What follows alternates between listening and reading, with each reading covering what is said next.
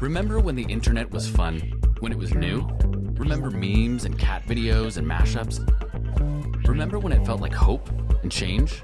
I first got online in the ancient days of the last century.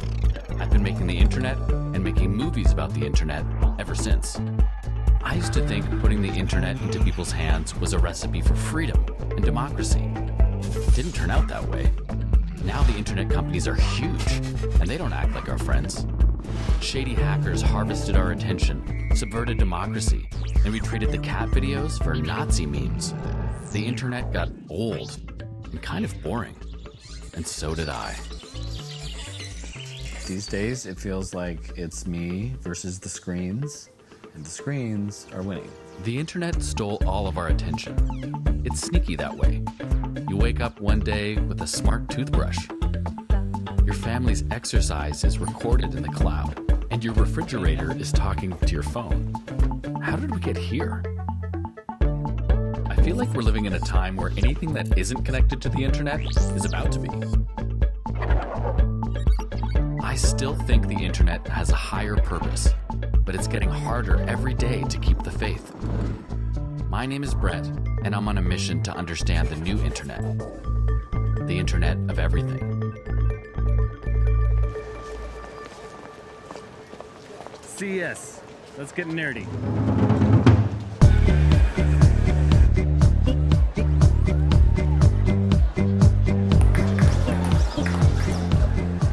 The Consumer Electronics Show is America's biggest gadget showcase. Hello? What is this? So this is an automatic cat toilet? Is this connected to the internet? Yes. What is it? It's a smart sprinkler system. Does it connect to the internet? Yes, obviously. Does this connected diaper connect to the internet? Yes, it will tell you the moisture and also if it's a pee or if it's a poop. This year's biggest trend, the connected home. What you'll see over here is our Sensate kitchen faucet. It's activatable touchlessly. It's activatable manually. And then now also via voice. So consumers can use Apple, Google, or Amazon to turn the faucet on and off, and then also dispense. We'll want to show you our NUMI 2.0 toilet. So we talked a little bit about intelligent toilets. Your Amazon Alexa is actually embedded into this product. You spend time in this space, use Amazon Alexa while you're in here to set the mood. Play the music, change those lights that you just saw. So all the capability of Alexa built right into the toilet as well. Usually this is not a place where I want the internet to be, right? Why have you guys put the internet in a toilet? Not necessarily meant for you to have to use it while you're on the toilet. It's meant to use while you're in this space. Ah, so that's the way that you bring the microphone into that room is via the toilet. Alexa and the Google Homes have embedded microphones already. I'm just giving it to them in a more seamless experience and also kind of a use case that makes sense. Can you tell the microphone to not be on? Of course, you can always turn the microphone off just like you can do with Amazon and with Google. Okay, I'm sold. I get it. A microphone in my toilet is the latest example of tech companies trying to make themselves indispensable. That's why they need to make all the dumb objects inside my home smart. Open can. At CES, really what you have is Google and Amazon going against each other with their smart assistants, trying to prove whose smart assistant has the most utility, which one can be in the most devices, like billions of devices, and who's really going to win out the smart assistant wars. These companies have a whole new vantage point into your life. It's a computer in your bedroom. It's a computer in your living room. It's a computer that's listening. It's a computer you talk to. It's a computer you're friends with. Why Google or Amazon would want to build those seems totally obvious to me. The business of Google is not a search engine. The business of Google is knowing as much about you as they can know.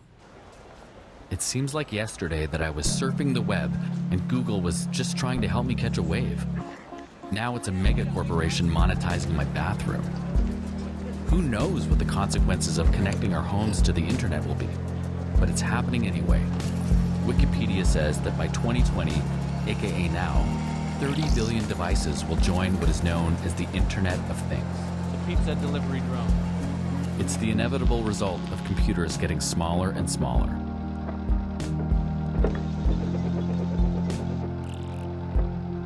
You start with industrial computers, computers were incredibly expensive. There'd be one at MIT that everyone would share. Then computers got cheaper. People started getting them in their houses. Then you got mobile phones, and that really meant that humans were, for the first time, completely trackable online. And then the Internet of Things is getting all of the electrical products in your house online. It's if there's something that has electricity, it's going to be Wi-Fi connected, and that's the Internet of Things. The Internet of Things is like a never-ending gold rush. There's limitless possibilities when you're on a mission to connect everything on Earth. It's a bonanza for Silicon Valley. Is San Francisco as good as everyone says it is? Yeah. The companies that are shaping our country and our world for better and for worse are made here. Uber, Airbnb, Facebook, Google, these aren't made in Brooklyn. These are made in San Francisco. If you're a 22-year-old and you want to make your fortune in America, you come to Silicon Valley. I mean, the Internet of Things is successful because it makes life more convenient. And humans are willing to give up all sorts of things for a modicum of convenience. For a hint of what my fellow nerds would bring to market in the next few years, I went to an investor pitch day. We kind of see the most interesting stuff in the connected space as being things that sort of improve whatever process they're part of because of the access to data. So whether that's a health tech product that helps you understand overall patterns in your own health and other people's health, or whether it's a product that helps in an industrial manufacturing process, anything where there's kind of a Trojan horse into a larger world, we find really interesting. Every startup I met was connecting something to the internet for the very first time. One of them was aiming to collect data from inside a human body. This is Keg. It's a small Kegel device that vibrates, and while you are exercising your pelvic floor, the Keg is sensing the data about your intimate health and your fertility. So this data is pulled into our cloud. You get a fertility result, but you also can export it and connect to the fertility specialist. It's very cool Fitbit for your vagina. So this is a healthy woman.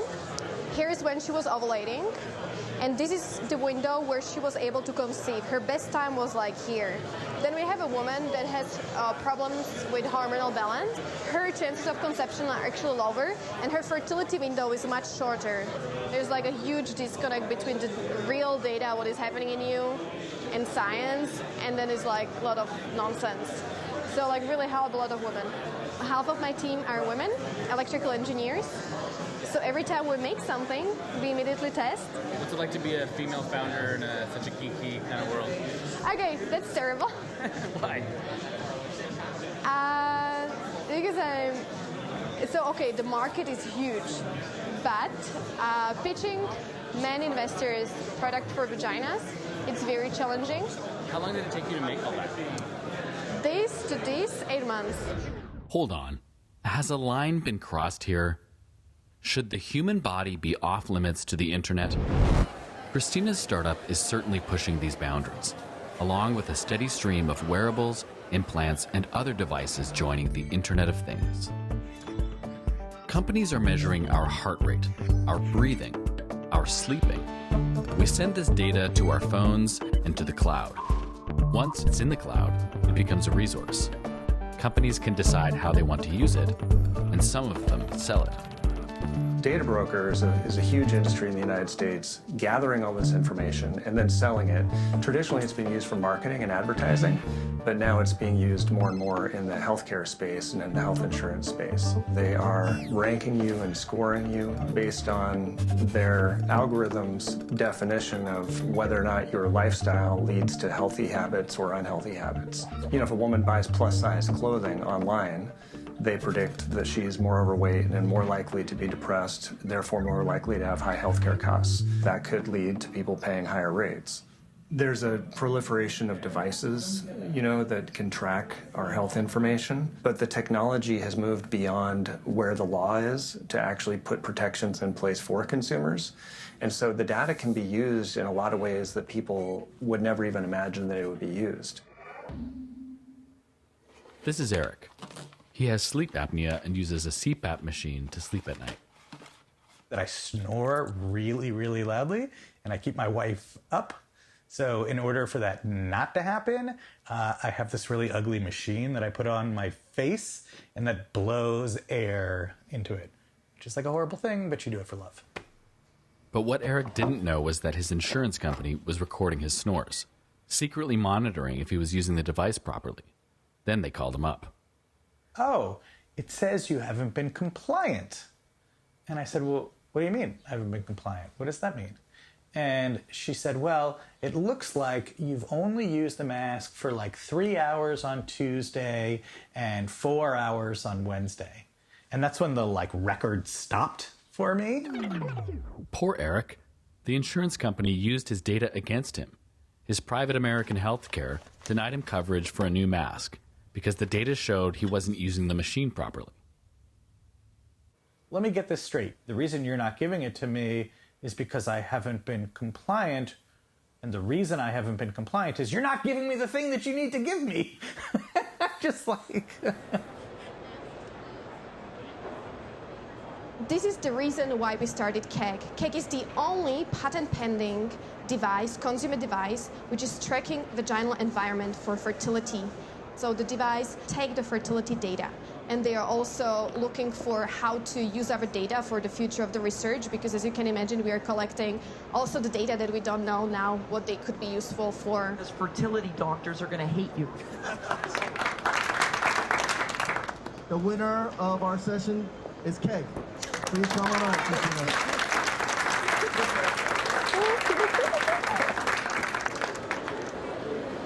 The people who want this data the most are our users. You know, they want to know their health data. So we will probably try to just elaborate our model so we can monetize there.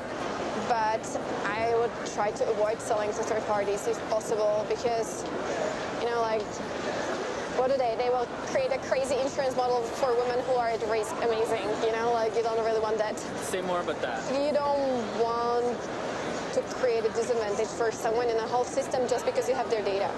You know, electric toothbrush, it knows how often you're brushing your teeth. So it knows, you know, how likely you are to get something wrong with your teeth, which then affects your insurance rate. So this is what I'm talking about. And when you have a woman which will have fertility problems in future, would you want her to have higher insurance? I don't. I personally don't. Living in the future is weird and confusing. I like what Kristina is doing, but I do wish she had some legal guardrails. We don't really know the worst case scenarios with the internet until after they happen. And it always seems like something that's convenient for one person turns into a nightmare for someone else.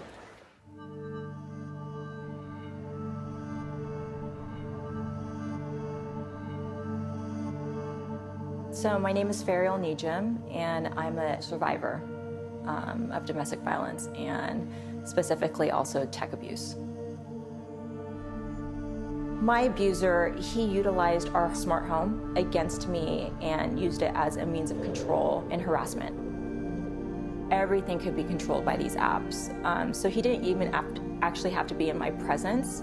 He could be out of the country, thousands of miles away. With this tech abuse, the way that he was utilized the house against me was really through sleep deprivation.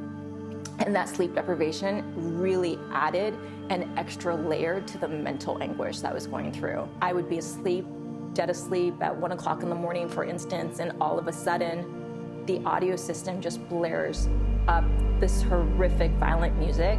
You're shocked awake. It is scary because it's pitch black. And I would turn on the lights, of course, and go to the iPad and try to turn off the system. And he would then either switch the lights on and off. He would flicker the TV on and off. He would turn the audio on and off.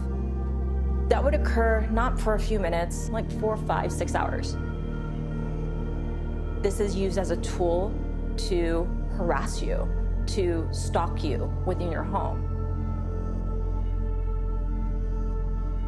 It's hard. It's hard even with all the trauma work that I've done. It's triggering because it takes you back to that night. It takes me back to those moments of where I felt hopeless. I felt hopeless. We're all giving up some of our autonomy and human power to these devices. Always, constantly, every day. Reporting on situations of domestic violence with smart home technology made me realize how bad it could get. Things do feel pretty bad, and it's not just me. While I was making this film, our relationship to the internet and its makers reached an all-time low. Even internet executives were feeling guilty. We have created tools that are ripping apart the social fabric of how society works. I would be ashamed if I were you. And that was a big mistake. And it was my mistake. I feel tremendous guilt. And I'm sorry. I'm really sorry this happened. The internet, a scientific breakthrough, is punished by the gods.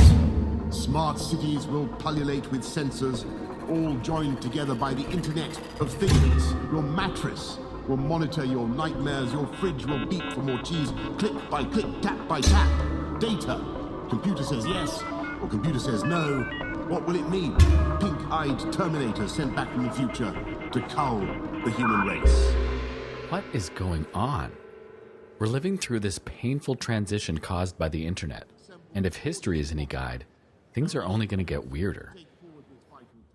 Jeremy Rifkin has studied other times of massive change. He sees a pattern in these apocalyptic times of digital disruption. What we're really talking about here is a digital revolution across all of society around the entire planet. So we need to understand the full implications of what this is all about. And the best way to do that is step back and ask, how do these great technological shifts in history occur? At a moment of time, three defining technologies will emerge over a civilization and converge. First, new communication technologies to more efficiently manage our economic and social life. Second, new sources of energy to more efficiently power our economic life, social life, and governance. And third, new modes of mobility and logistics to more efficiently move our economic, social life, and governance. So in those rare points in history where new communication revolutions converge with new energy regimes and new modes of mobility and logistics, it transforms the way a civilization organizes its collective life. According to Rifkin, the first industrial revolution was caused by a new source of energy, coal, which powered a new communications medium, the steam-powered press, and a new logistics infrastructure in the railway. Locomotives, national transport, hub-to-hub traffic. We got the first major industrial urban centers, and our business models moved to a market capitalism. Second industrial revolution in the United States, another convergence of communication, energy, and mobility that changed everything. The telephone. Try to imagine for the first time in history, in the late 19th century, people are picking up this little device and their voice is traveling virtually over thousands of miles at the speed of light. And then later, radio and television, those communication technologies in the U.S. converged with a new source of energy. The Texas oil wells came in. And then Henry Ford put out that cheap internal combustion engine powered by that oil. We went from national markets to the build-out of global markets. It changed our way of life. The last two revolutions left us a world powered by oil. It's led us to the largest crisis we've ever faced. The second industrial revolution, it's fading away. I think we kind of smell it, we can feel it. We are now on the cusp of a third industrial revolution. We're 30 years into the World Wide Web. 3.5 billion people are connected digitally in their communication. That communication internet that's now connecting the human race is just now converging with a renewable energy internet. Millions of people are producing their own solar and wind, and what they're not using, they're sending back on an increasingly digitalized power grid. Rifkin's thesis is that communications and energy are already online. And when autonomous vehicles connect to smart roads and urban infrastructure via the internet, the third revolution will be complete. Communication internet, digital. The renewable energy internet, digital. The mobility internet, digital. To manage, power, and move the economy and society. They ride on top of a platform, and that's the Internet of Things. We don't need to wait for self-driving cars to see how the way we move things has been changed. Shenzhen is the city the internet built. Anytime you order anything electronic from Amazon, you've set off a chain of events that would have passed through here, the Washanbei market. 90% of the world's electronics come through Shenzhen, and that's why this former fishing village went from 30,000 people to 12 million in 30 years. It's central to Chinese tech companies like Tencent, Alibaba, and Huawei. This is not a shopping mall on steroids. It's part of the world's most advanced electronics supply chain. Each one of these booths is actually the front office of a factory on the outskirts of Shenzhen.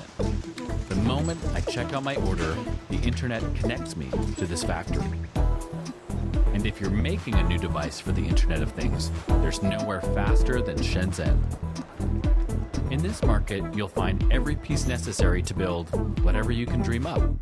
It's why Kristina joined the never-ending parade of startups who come to Shenzhen and prototyped Keg. I came to Shenzhen because you can quickly prototype. So for example, when you do a prototype in the United States, it takes ages to get anything ordered, a PCB made, PCB assembled. But here you can do everything in one day. Really new, like for example, this subway station. A year ago it was not here, they were not open. Yeah, they're like moving super fast. China is quickly moving to become the leading nation of the third industrial revolution. This is not well known in the West, but China's leadership began to realize that CO2 was a big problem. The chairman of the national electricity grid, the state grid, announced a massive multi-billion-dollar effort, now operational in the new 5-year plan, to digitalize that entire utility grid, put it in place, generate their own energy, and share what they don't need back to the grid. Boom, like that. They're putting out millions of electric vehicles right now. Millions right now, over the next few years. They're already in production. It's hard not to be impressed by China's speed. But the implications for connecting an entire society go beyond smart energy grids and can be, well, creepier.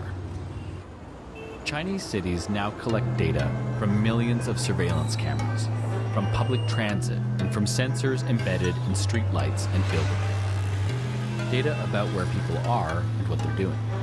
If you live in Hangzhou, you are part of an experiment in modifying the behavior of citizens known as social credit. 现在我们要去坐水上巴士，可以用我们的杭州市民卡 APP， 里面有一个钱江分，我们领取公交卡了以后呢，就可以扫码上船。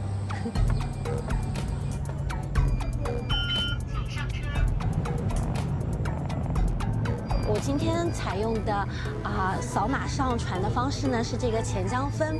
我们这个钱江分呢，它其实也是引导市民诚信向善，弘扬社会主义核心价值观。其实它这个地方会有很多的这个勋章领取。那点进去呢，我们可以看到勋章领取里面呢有低碳行者、爱心使者和文体达人。那低碳行者呢，顾名思义，就是如果你的出行是用共享类的，像我们的水上巴士、公交系统，还有共享单车，或者是你自己喜欢走路，那它都会给你相应的一个积分。我现在的分才589，所以我现在还只是一般水平。So how Black Mirror is this? You get points for being good, saving carbon, giving to charity, and exercising. You can trade in your karma points for free stuff. But the Chinese government has put 13 million citizens on a blacklist using systems like this, marked as dishonest for jaywalking, being late on a loan, or anything else deemed antisocial. Those users can be blocked from flying, registering for insurance, or buying a house. Tying it all together is a payment system created by Alibaba. that has completely replaced cash. Its algorithm examines your purchases to determine trustworthiness. It's kind of like if Amazon was your bank. 像这两个系统，他们的工作人员可能对我整个人他就一清二楚，甚至是这种系统其实就是你人的一个全部，它可以看出你各种你的一些生活习惯啊，你的一些品质啊，甚至你的一些性格，它其实都能看得清清楚楚。对对，可能还比我自己更加了解我自己。How do we ensure that governments don't purloin this Internet of Things third industrial revolution and use it to hack the elections of other governments? That's already beginning to happen. How do we ensure that Internet companies, whether it be Facebook or Google or Amazon or Alibaba, don't monopolize this Internet for commercial purposes, commodify the lifetime value of all of our personal experiences and our data, then sell them to others, and then commodify us and actually, through algorithm governance, actually guide our lives? That's already happening. Algorithms have begun to play a role in the governing of cities in North America as well. Vancouver was the first city in Canada to deploy predictive policing. Artificial intelligence analyzes data about past crimes, predicts where a crime might happen next, and sends cops to prevent it.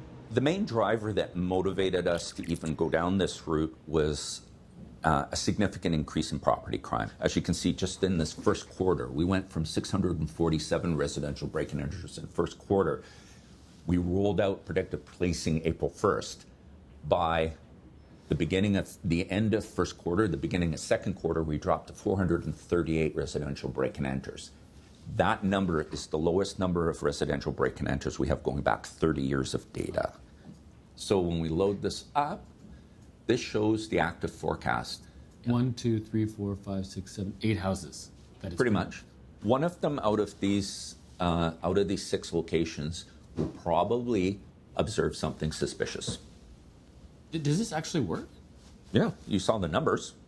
But on any given time, if a police officer goes there, they have a 30 to 60% chance that they will actually prevent that. Yeah, you have to have cops everywhere on all those locations that rotate every 2 hours.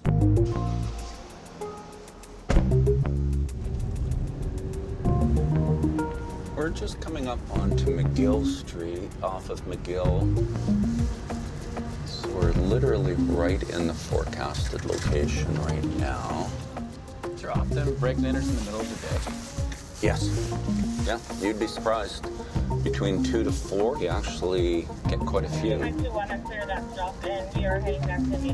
for anybody that looks like they would be casing a place. This is algorithmic policing, and that's what we're talking about. It's the advent of algorithmic policing permeating into everything we do. Vancouver police are seeing results after only a year. Los Angeles has had systems like this for far longer, and it's producing some unintended consequences. The 50 blocks that comprise LA's Skid Row are one of the most heavily policed areas of the United States. This 50-block neighborhood is where many of the 48,000 homeless people in the city live. It's also home to the Stop LAPD Spying Coalition, who have been opposing predictive policing since 2009. One of the ways to speak about data-driven policing is that certain communities are very much overrepresented in this data. So in essence, it creates a feedback loop of the same, just deployment of policing in these communities. Skid Row lies next to some of LA's most valuable real estate. It's bordered by the Arts District and the downtown core. Layered on top of the entire city of Los Angeles is an algorithm called PredPol. Systems like PredPol analyze crime data to produce a series of 150 square meter hotspots around the city that determine where police officers patrol. Whenever someone reports suspicious activity, the algorithm collects that data. So right now, we're standing right here, right? Yeah. So we filed for public records to see, okay, so what were the hotspots? That the hotspots were on the periphery, on the outer boundaries of Skid Row. So you have the gentrifiers who are moving in. They see somebody from Skid Row walk into the neighborhood, and immediately they call the cops. So that's a call for service, that there's a suspicious person in my neighborhood. So the whole idea is to create this whole digital boundary where somebody walks in from Skid Row and goes across Los Angeles Street, where there's Hipsterville and bars and everything else. They're going to be thrown up against the wall. They're going to be harassed and intimidated and basically given a ticket. And contained. I've been a resident in Skid Row for 15 and a half years. So I've been around a long time. I've seen it evolve. We're in a situation where this incredibly valuable land is desired by gentrifying developers. What pisses me off the most about this entire situation is the dehumanizing criminalization of the homeless. You think these predictive policing programs are part of that? Yes. Yes, absolutely.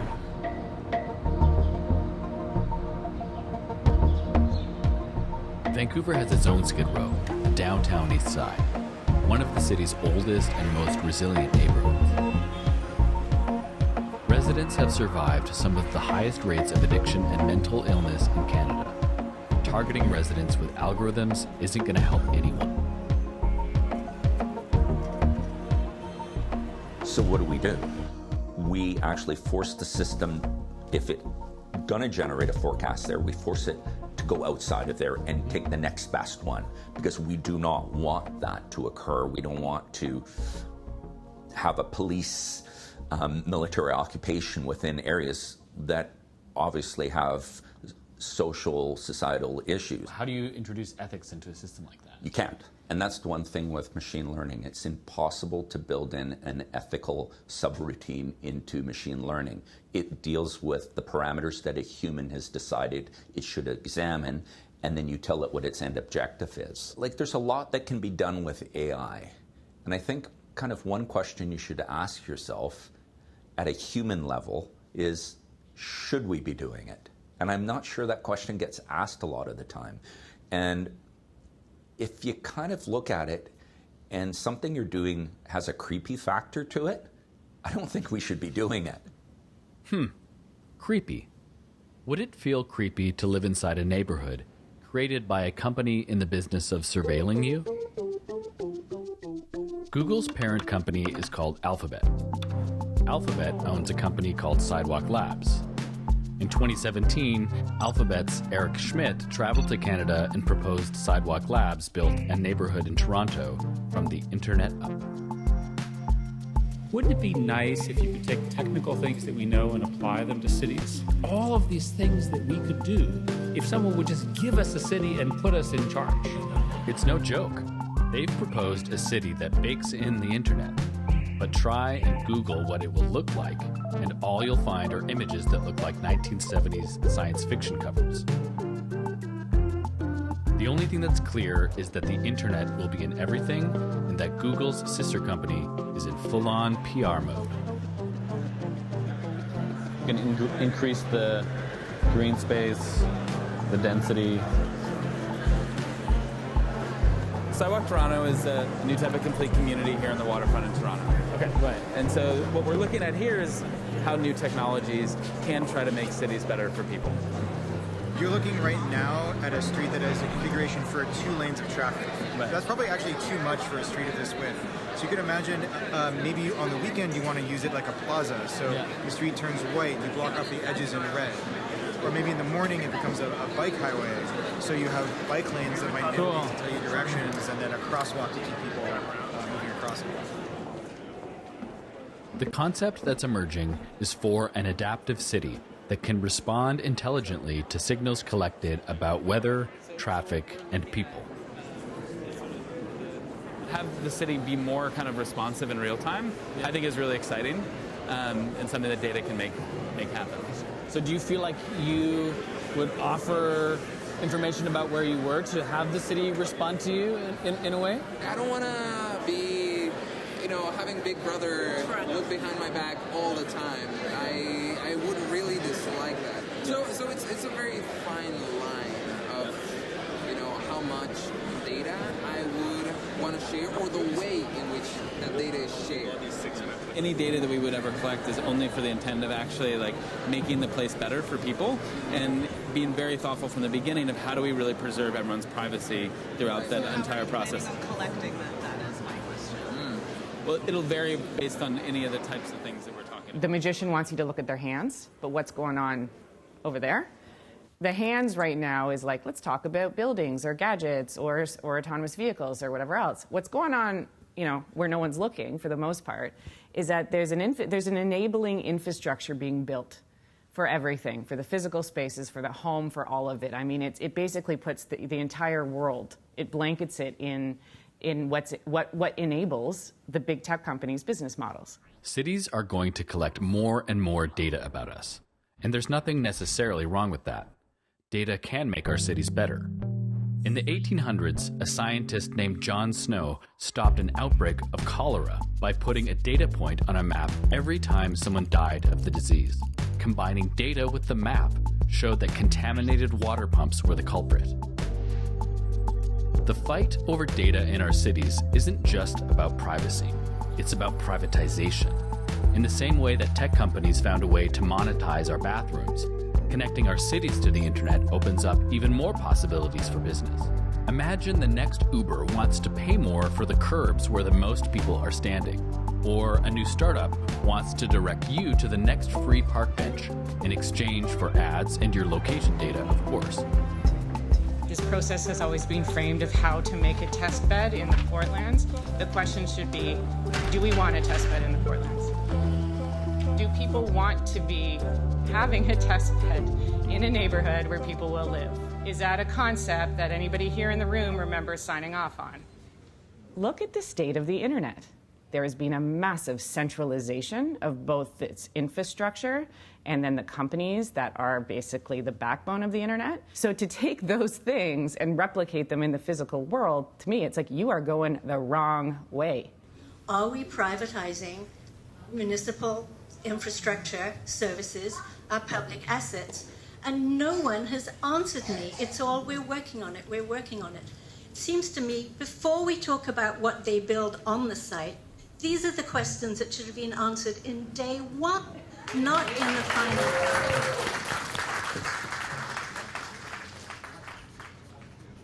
Technology and computer science, nothing about those things is inherently capitalist, right? Governments can empower themselves with those tools, and they can have a public service that knows how to use these tools and build that capacity up in government. Even with all the pushback, Sidewalk Lab's plan seemed inevitable. Are there only two choices for the city of the future? A surveillance state or corporate experiment?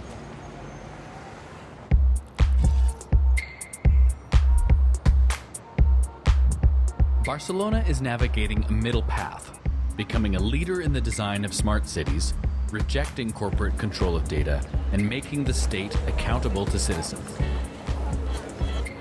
For us, data is like another public infrastructure, like water, like electricity, like roads, like the air we breathe. And so this data needs to be a common good for our citizens. We want to move away from surveillance capitalism and enter in a digital economy where data is a common good, and we can have collective actions where people are aware of what happens with their data and how they can maximize the benefit of the digital society. In Barcelona, data serves the people. Take the Smart Citizen initiative. It's a simple sensor that's 3D printed locally and distributed freely. Sensors were installed around the city to collect data about CO2 emissions, pollution, and noise. Citizens then pressured City Council to enforce quiet zones.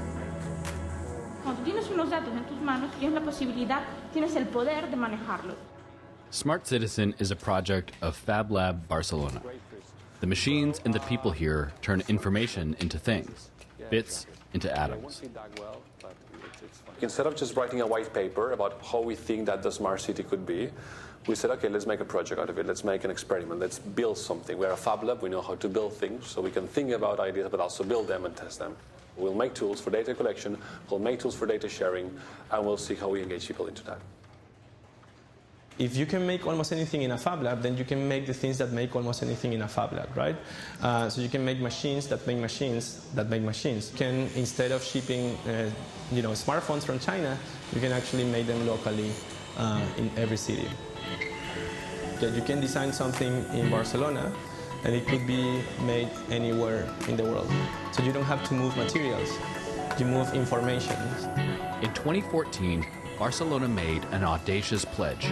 Everything the city needed would be produced locally within 40 years.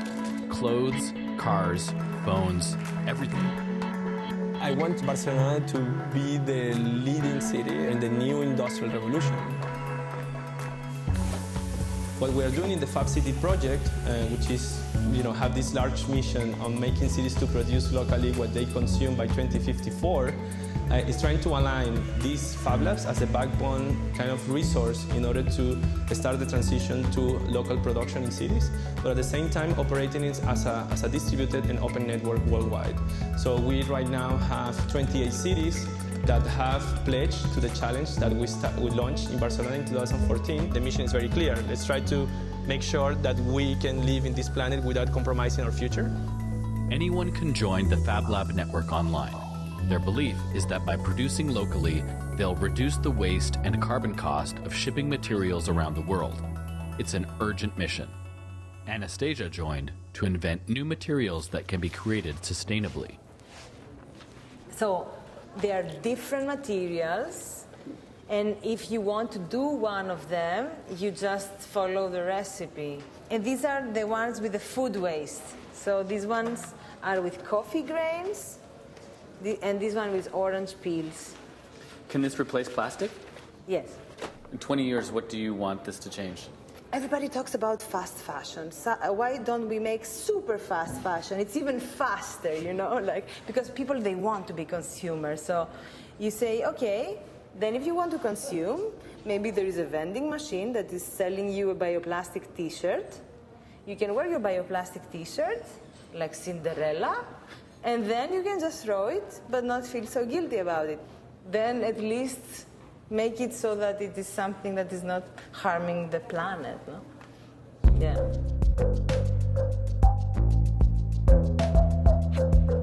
To realize the Fab City vision for cities to be self-sufficient in 40 years, we're going to need to figure out how to make food and have a new relationship with nature.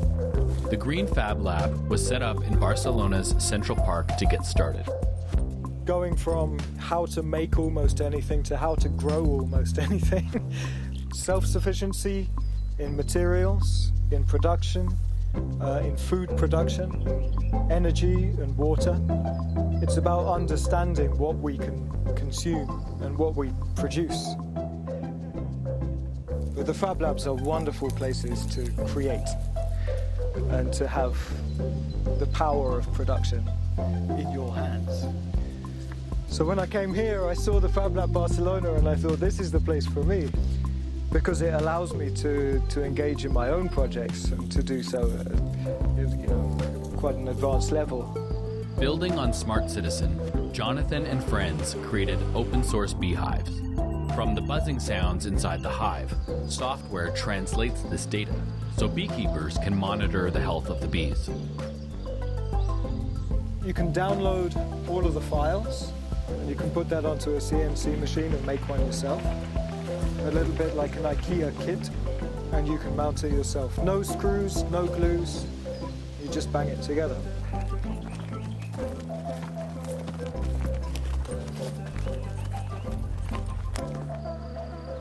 Bees are losing their habitat, and they're being managed, highly managed. And so it's kind of interesting to just let them do what they would want to do, observe them, not try and maximize their production, but work with them in a little bit more, in a slower way. When I set out to discover how the internet was evolving, I don't think I imagined I'd be squatting in the dirt looking at a beehive. It's crazy, but it's probably less crazy than the Internet of Things would seem to anyone alive 30 years ago. We are at the beginning of something. If somebody looks at this beautiful place in the mountains in the middle of Barcelona, they would say, that's too small to power an entire city. Is this a hint of what it looks like in the future? The hardest part of the transformations that I believe we are part of is not to envision the next 50 years or the next 40 years in the case of Fab City, but it's actually what happens in the next 2 years. Like how do we start? How the transition looks like? We have been only using oil in like a very infinite part, right? So yes, we can envision a future without oil.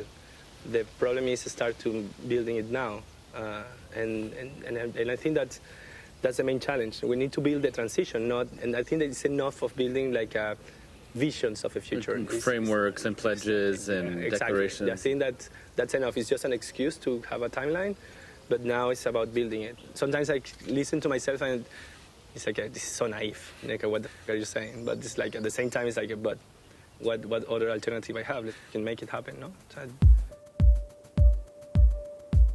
In the early days of the internet, there were no business models, no users to capture, no data to mine.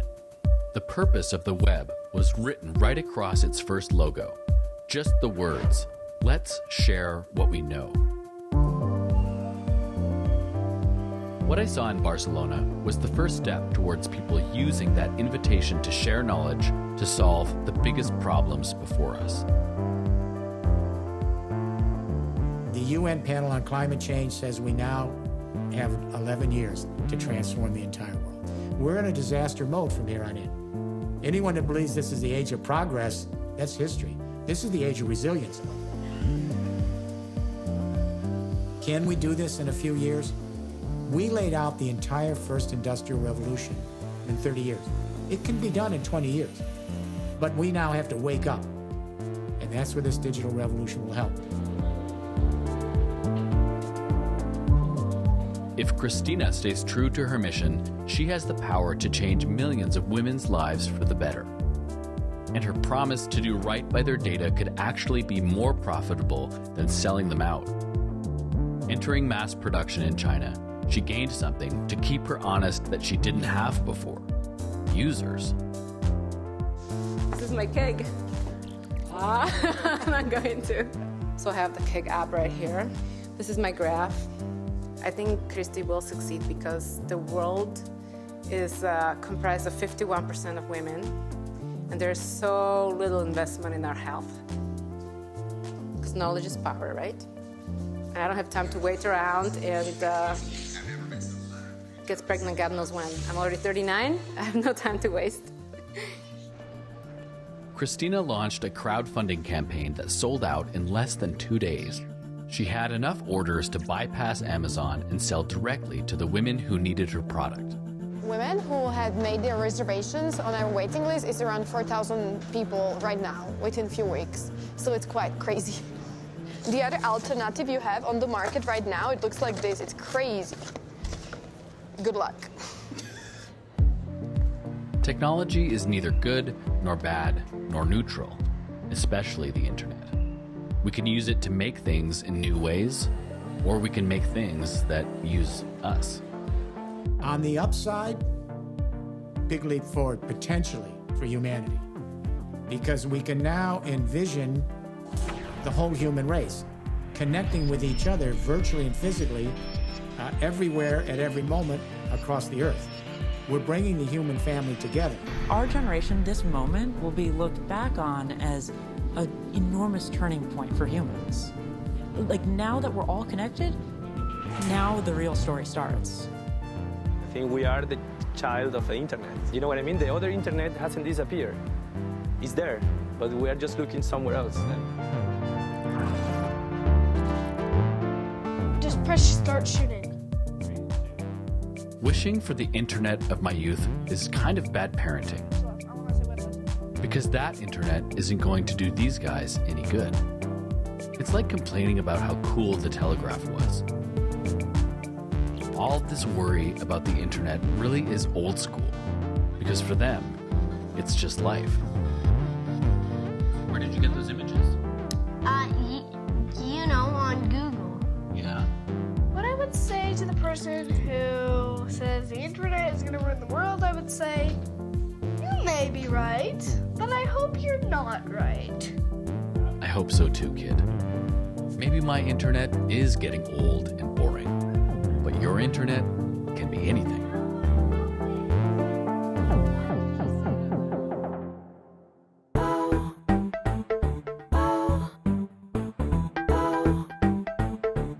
everything, everything, everything.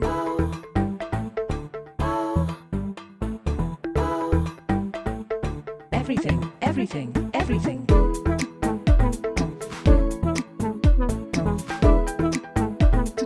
Everything, everything, everything.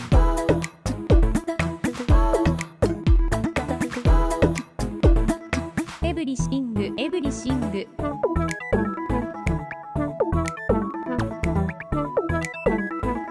Everything, everything.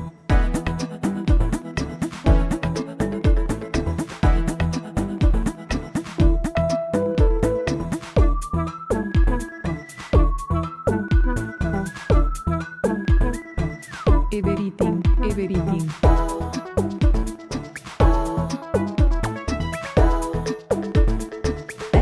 Everything, everything, everything.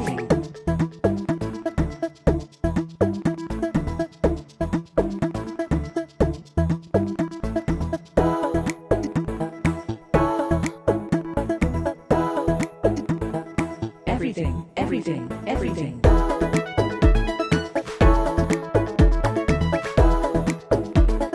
Everything, everything, everything.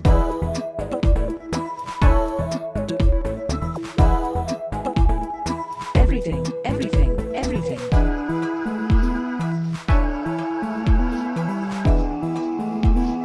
Everything, everything, everything.